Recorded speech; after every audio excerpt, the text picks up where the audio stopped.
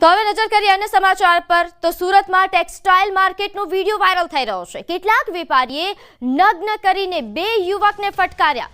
સુરત અનમોલ textile માર્કેટનો બનાવ કે જે હવે ચર્ચામાં આવ્યો છે। અનમોલ ટેક્સટાઇલ માર્કેટની ઘટના જેના દ્રશ્યો ચોંકાવનારા દ્રશ્યો સામે આવ્યા છે। અહીં માર્કેટની ઘટનાના વિડિયો વાયરલ થઈ રહ્યો છે જેમાં ચોરીના આરોપ હેઠળ દુકાન માલિકે બર્બરતા કરી પોતાના કર્મચારીઓને કપડા કાઢી ફટકાર્યા। દુકાન માલિકે પોતાની દુકાન બહાર લોકોની સામે માર માર્યા હોવાનો આ વિડિયો। બંને કર્મચારીઓને 3 થી 4 કલાક સુધી ગોંધી રાખી દંડા વડે માર માર્યો। બે યુવકોને તાલિબાની સજા આપી। તો અનમોલ ટેક્સટાઇલ માર્કેટની આ ઘટના છે જેનો વિડિયો વાયરલ થઈ રહ્યો છે। તાલિબાની સજાના દ્રશ્યો બર્બરતાના દ્રશ્યો સામે આવ્યા છે। તો આગળ વાત અમદાવાદની। અમદાવાદના ગીતા મંદિર એસટી બસ સ્ટેન્ડ પાસે એક વિડિયો વાયરલ થયો હતો જેમાં કેટલાક લોકો એક યુવકને માર મારી રહ્યા હતા। આ વિડિયોની હકીકત સામે આવી છે। લોકો જે યુવકને માર મારી રહ્યા છે તે અનેક ગુનાહિત ઇતિહાસ ધરાવતો શખ્સ છે। આ શખ્સ એસટી સ્ટેન્ડ પર દાદાગીરી કરી રહ્યો હતો અને તેને લઈને લોકોએ તેને માર મારી મેથી પાક ચખાડ્યો હતો। આ મામલે કાગડાપીઠ પોલીસ સ્ટેશનમાં કુલ 3 ફરિયાદ દાખલ કરવામાં આવી છે। મંગો વિરુદ્ધ અગાઉ 3 વખત પાસા હેઠળ પણ ગુનો નોંધાયેલા છે।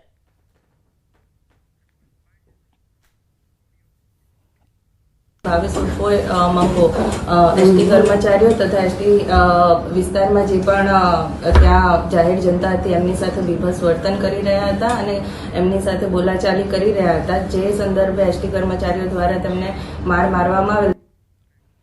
તો આ તરફ ગીર સોમનાથના તાલાળા ગીરના ફાર્મ હાઉસમાં ફરી ગોરખધંધા।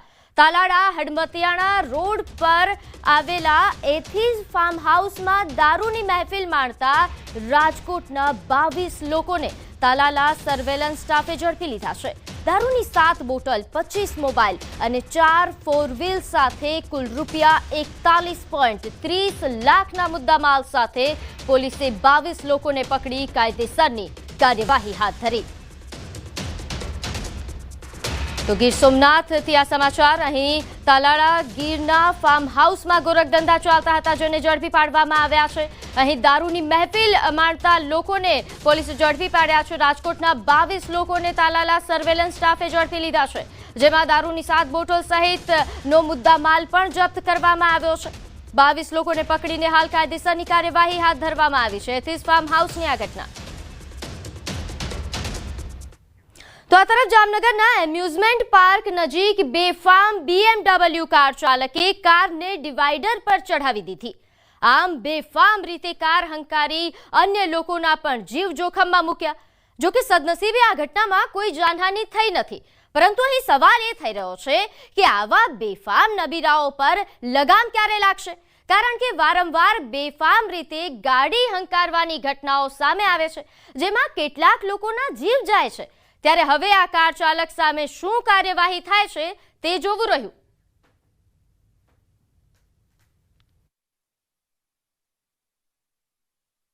જામનગર શહેરમાં રફતારનો કેર છે તે સામે આવ્યો છે અને એમ્યુઝમેન્ટ પાર્ક નજીક નબીરાએ રસ્તા ઉપર ડિવાઈડર ઉપર જે BMW કાર છે તે ચડાવી દીધી છે। પૂરપાટ ઝડપે આ જે કાર છે તે દોડી રહી હતી। જે પ્રકારના દ્રશ્યો આપ જોઈ રહ્યા છો, GJ10 DN 3013 નંબરની આ જે X5 BMW કાર છે, આ કાર હાલ ડિવાઈડર ઉપર જોઈ શકાય છે। અહીં રસ્તામાં અનેક લોકો આવતા હતા ત્યારે જ કાર છે તે ડિવાઈડર ઉપર ચડી છે। અહીં જે પ્રકારના દ્રશ્ય દેખાવા માંગીશ, હાલ ડિવાઈડર ઉપર જે કાર ચડી છે તેને લઈને ડિવાઈડર પર વૃક્ષ છે તેનો પણ શોધ પડી ગયો છે। અહીં અનેક લોકો છે તે માંડ બચ્યા છે, પરંતુ જે નબીરાઓ છે તે નબીરાઓ આ પ્રકારે ગાડી ચલાવતા હોય અને ડિવાઈડર ઉપર ચડી ગઈ છે ત્યારે મોટો અકસ્માત છે તે પણ સર્જાઈ શકે એમ હતો। કાર લઈને જે નબીરાઓ દોડે છે તેના ઉપર બ્રેક ક્યારે લાગશે? કારણ કે અનેક લોકોના જીવ અહીં જોખમમાં મુકાતા હોય છે ત્યારે પણ આવા લોકો પર કાર્યવાહી ક્યારે થશે? કિંજલ કારસરિયા, ન્યૂઝ 18 ગુજરાતી, જામનગર। તો આગળ વાત કોરોનાની। રાજ્યમાં કોરોનાના નવા 203 કેસ નોંધાયા છે। ગુજરાતમાં કુલ 1281 એક્ટિવ કેસ, કુલ 23 દર્દી હોસ્પિટલમાં સારવાર હેઠળ છે। 1258 દર્દી ઓપીડી બેઝ સારવાર હેઠળ છે। 3 દિવસથી નવા કેસોની સંખ્યામાં ઘટાડો થયો છે। તો અમદાવાદ શહેરમાં કોરોના બેકાબુ થયો છે. છેલ્લા 24 કલાકમાં નવા 169 કેસ નોંધાયા. અમદાવાદ શહેરમાં કુલ 959 એક્ટિવ કેસ છે. 24 કલાકમાં 71 લોકો કોરોના મુક્ત પણ થયા છે. તો હાલ એક્ટિવ કેસોની સંખ્યા અમદાવાદમાં 859 છે, જેમાં 24 કલાકમાં 71 લોકો કોરોના મુક્ત થયા, જે ખૂબ સારા સમાચાર પણ છે. પરંતુ હાલ જે રીતે કોરોના બેકાબુ થઈ રહ્યો છે, કેસોની સંખ્યા વધી રહી છે. જો કે છેલ્લા 24 કલાકમાં કેસો આવવાની સંખ્યામાં થોડો ઘટાડો થયો છે.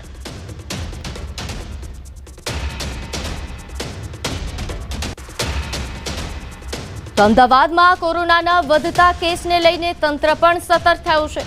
શાળાઓ શરૂ થતા વાલીઓમાં ચિંતા વધી છે. ડોક્ટરોની વાલીઓને સલાહ છે કે કોરોનાના લક્ષણો જણાય તે બાળકને શાળાએ ન મોકલવા. શરદી, ખાંસી, તાવ અને ઝાડાની તકલીફ જણાય તો તાત્કાલિક ડોક્ટરનો સંપર્ક કરવા અપીલ કરવામાં આવી છે. બીમારીના કોઈ પણ લક્ષણો જણાય તો ડોક્ટરનો સંપર્ક કરવા સલાહ અપાઈ છે. ગમે તે બાળકના કોઈ પણ દિવસે શરદી, કફ, ઉધરસ, હેડેક, બોડી એક, ઇવન ઝાડા જેવા કોઈ પણ પ્રાથમિક સિમ્ટમ્સ દેખાતા હોય તો એ પ્રાથમિક સિમ્ટમ્સ ઇગ્નોર ના કરવા જોઈએ અને ડે 1માં જ નિયર બાય કોઈ પણ હોસ્પિટલમાં કે ડૉક્ટરની સલાહ મુજબ જ ટ્રીટમેન્ટ કરવું જોઈએ. અને આ જે તમારો વાયરલનો ઇન્ફેક્શન છે એ બીજા બાળકમાં નહીં ફેલાય એટલે પોસિબલ હોય તો ઇટ ઇઝ બેટર કે 2 કે 3 દિવસ સુધી ઘરે રેસ્ટ અને આરામ કરવો જોઈએ. તો આગળ વાત મધ્ય ગુજરાતની સૌથી મોટી હોસ્પિટલની લાલિયાવાડી સામે આવી છે. સયાજી હોસ્પિટલની વધુ એક લાલિયાવાડી સામે આવી. હોસ્પિટલમાં અચાનક લાઇટ ગુલ થતા અંધારપટ છવાઈ ગયો. આઈસીયુમાં ઓક્સિજન પર રહેલા દર્દીઓની હાલત કફોડી બની. ભર ઉનાળે લાઇટ ગુલ થતા દર્દીઓ ગરમીથી પરેશાન થયા. મોબાઈલની લાઇટના સહારે દર્દીઓ બેઠા થયા. હોસ્પિટલમાં જનરેટર કામ ન લાગ્યું કે શું તેવી ચર્ચાઓ પણ થઈ રહી છે. હોસ્પિટલ તંત્રની વ્યવસ્થા સામે પણ સવાલો ઊભા થઈ રહ્યા છે.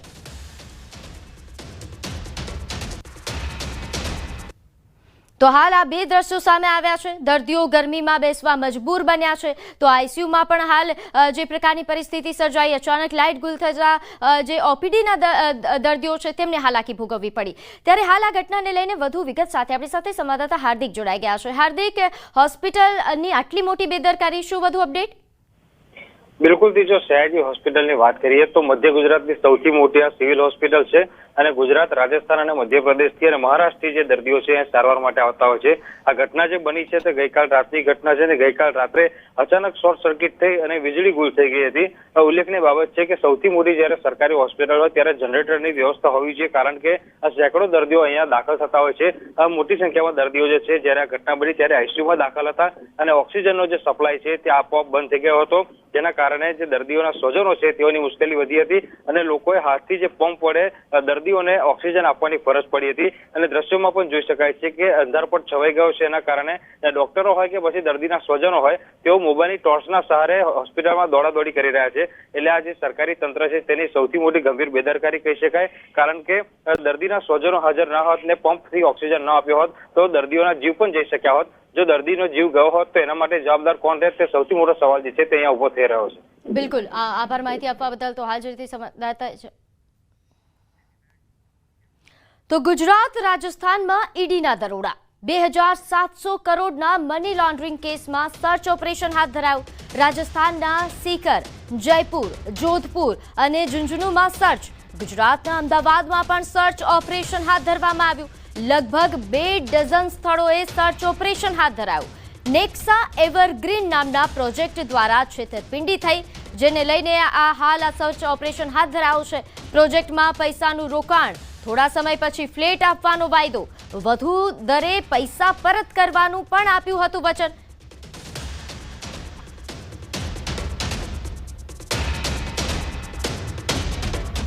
ત્યારે હાલ આપણે ઈડીના દરોડાને લઈ વધુ વિગત સાથે આપણી સાથે સંવાદદાતા ઋત્વેજ જોડાઈ ગયા છે. ઋત્વેજ, અમદાવાદ અને રાજસ્થાનમાં ઈડીના દરોડાને લઈને શું વધુ વિગત? જી, વાત કરીએ તો અમદાવાદ અને રાજસ્થાનમાં લગભગ 2 ડઝનથી વધારે સ્થળો પર ઈડી દ્વારા એક સાથે સર્ચ ઓપરેશન શરૂ કરી દેવામાં આવ્યું છે. ખાસ કરીને વાત કરીએ તો ₹27 કરોડ રૂપિયાનો જે મની લોન્ડરિંગનો મામલો હતો તે મામલે હાલમાં ઈડી દ્વારા અલગ અલગ જગ્યાઓ પર આ તપાસ કરવામાં આવી રહી છે. ગુજરાતમાં પણ અનેક જગ્યાઓ પર તપાસ કરવામાં આવી રહી છે. મહત્વની બાબત તો એ છે કે જે આ એક પ્રોજેક્ટ હતો તે પ્રોજેક્ટ મારફતે લોકોને ખાસ કરીને લોકોની સાથે છેતરપિંડી કરી હોવાનો આરોપ લગાવવામાં આવ્યો છે. જે પ્રોજેક્ટ હતું તેમાં કેટલાક સમય બાદ ફ્લેટ, મકાન અથવા તો ઊંચું વળતર આપીને રૂપિયા પરત કરવાની વાત હતી, પરંતુ તે રૂપિયા પરત ન કર્યા અને સમગ્ર મામલે છેતરપિંડી નો મામલો સામે આવ્યો હતો. લગભગ 2700 કરોડ રૂપિયાનું આ કૌભાંડ હોવાનું સામે આવ્યું હતું અને તેમાં અગાઉ અનેક ફરિયાદો પણ દાખલ થઈ ચૂકી છે. અને આ સમગ્ર મામલે જ્યારે ઈડીને જાણ કરવામાં આવી હતી ત્યારે ઈડી દ્વારા હાલમાં આ તપાસ કરવામાં આવી રહી છે અને તપાસના અંતે ઈડી દ્વારા આ જે અલગ અલગ જગ્યાઓ, ખાસ કરીને રાજસ્થાનની વાત કરીએ તો જયપુર, જોધપુર સહિતના જે શહેરો છે ત્યાં અને ગુજરાતની વાત કરીએ તો ગુજરાતમાં અમદાવાદ સહિત અનેક જગ્યાઓ ઉપર હાલમાં ઈડી દ્વારા સર્ચ ઓપરેશનની કાર્યવાહી શરૂ કરવામાં આવી. જી ઋત્વિજ, આ પ્રોજેક્ટ અંગે વધુ માહિતી આપશો. શું આ પ્રોજેક્ટ પાછળ કેવા પ્રકારના આક્ષેપો થઈ રહ્યા છે, કેવા પ્રકારની છેતરપિંડી થઈ હતી?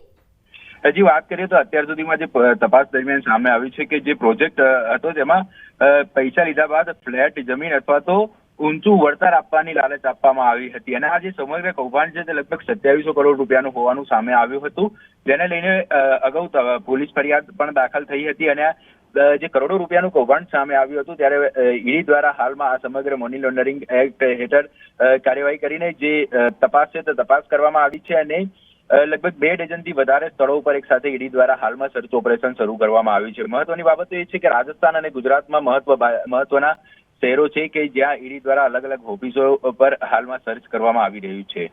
જી, જે રીતે આપે જણાવ્યું કે અમદાવાદમાં પણ સર્ચ ઓપરેશન હાથ ધરવામાં આવ્યું છે. અમદાવાદ કનેક્શન શું છે? અમદાવાદ અને આ પ્રોજેક્ટનું શું કનેક્શન? વાત કરીએ તો જે અલગ અલગ શહેરોની અંદર ઓફિસો આવે છે અને આ જે ઓફિસોની અંદર જે સર્ચ કરવામાં આવી રહ્યું છે એટલે ઈડી દ્વારા અલગ અલગ જગ્યાઓ પર જે ઓફિસો હતી પ્રોજેક્ટના અંતર્ગત જે કામગીરી કરવામાં આવી રહી હતી તે તમામ ઓફિસોની અંદર સર્ચ કરવામાં આવી રહ્યું છે. એટલે સર્ચ દરમિયાન કેટલાક જે મહત્વના ડિજિટલ પુરાવા છે અથવા તો દસ્તાવેજ તે પણ એકત્રિત કરવામાં આવશે અને તેમાં પણ અનેક ખુલાસા થાય તેવી શક્યતાઓ છે. જી, આભાર માહિતી આપવા બદલ. તો આગળ વાત સરકારી ઓફિસનું બારણું ખોલ્યું તો ત્યાં 6 શકુનીઓ જુગાર રમતા દેખાયા. આમ તો ઓફિસમાં બેસીને કામ કરવાનું હોય, પરંતુ અહીંયા તો કામ પડતા મૂકીને પત્તા બિછાવી પૈસા કમાવાની કવાયત ચાલી રહી છે. દ્રશ્યો અમદાવાદ મહાનગરપાલિકાની મસ્ટર ઓફિસના છે. શાહપુર રંગીલા મસ્ટર ઓફિસમાં ખુદ કોર્પોરેટર શેખ સમીરા દ્વારા આ વિડીયો બનાવીને વાયરલ કરાયો છે. ચોંકાવનારી વાત તો એ છે કે ઓફિસની બહાર તાળું લગાવીને કર્મચારીઓ અંદર જુગારી બની ગયા, જેથી હાલ આ મુદ્દો શહેરમાં ચર્ચાનું કેન્દ્ર બની ગયો છે.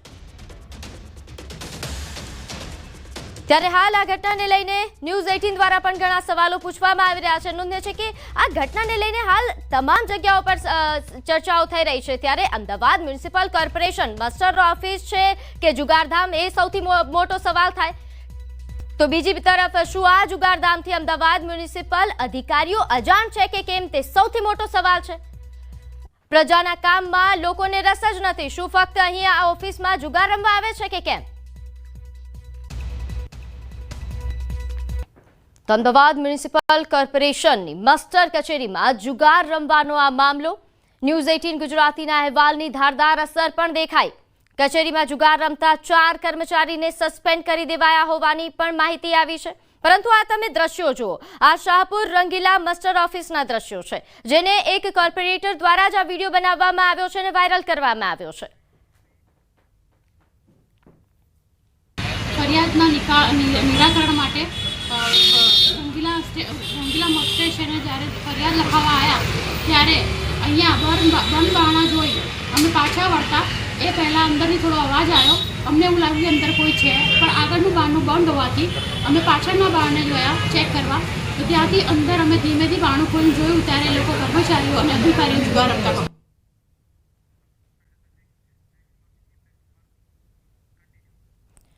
તો અમદાવાદ મ્યુનિસિપલ કોર્પોરેશનની મસ્ટર કચેરીમાં જુગાર રમવાનો આ મામલો.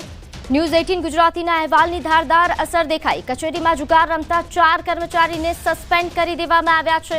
તત્કાલ અસરથી 4 કર્મચારીને ફરજ મોકૂફ કરાયા. તમામ સામે ખાતાકીય તપાસ પણ ચાલુ કરવા આદેશ આપી દેવામાં આવ્યા છે. તો જુગાર રમતા 4 કર્મચારીઓને સસ્પેન્ડ કરી દેવામાં આવ્યા. તેમની સામે તપાસ પણ શરૂ કરવામાં આવી છે. તો કચ્છના ગાંધીધામમાં આશરે 6 વર્ષ પહેલા ગુમ થયેલ બાળકીની ઘટના મામલે પોલીસ વિરુદ્ધ ગુનો દાખલ કરવા કોર્ટે હુકમ કર્યો. 6 વર્ષ પહેલા આદિપુરની હોસ્પિટલમાંથી નવજાત બાળકી ગુમ થઈ હતી.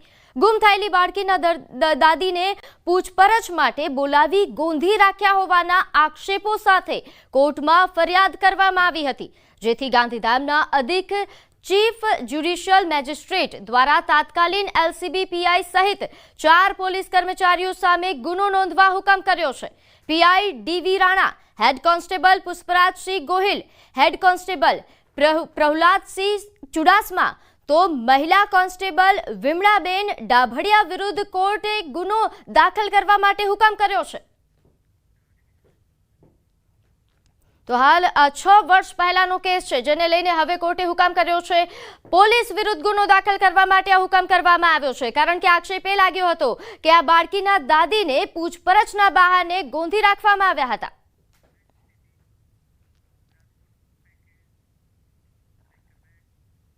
રાજકોટમાં સ્ટંટના રસિયાઓએ રોડ પર સૂતા ચલાવી બાઇક.